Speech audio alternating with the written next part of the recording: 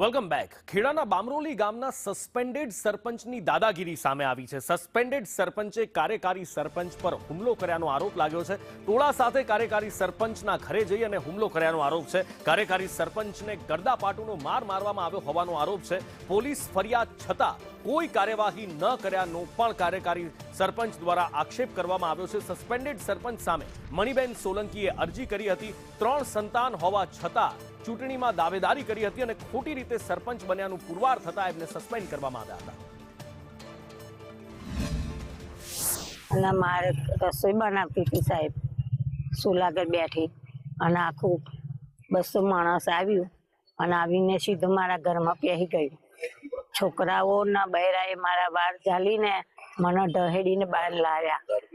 દારૂ પીધેલા હતા અને મારી પર હુમલો કર્યો સાહેબ. કઈ રીતે હતા કે અમને સસ્પેન્ડ કરાયા છે એટલે અમે સરપંચ પણ અમે નથી એટલે અમે હવે તમને વહીવટ કઈ રીતે કરો?